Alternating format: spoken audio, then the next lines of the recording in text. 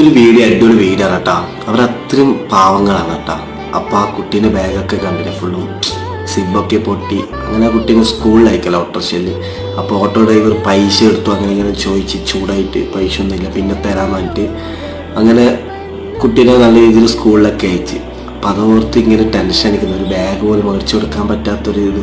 അപ്പോൾ വൈകുന്നേരമായി, സ്കൂൾ വിട്ട ടൈം തിരിച്ച് കൂട്ടാൻ പോക്കാണ് കുട്ടീനെ. അപ്പോൾ നിങ്ങൾ ഇത് കണ്ടോ, ഭയങ്കര സർപ്രൈസ് ആയി കഴിഞ്ഞ കേട്ടോ.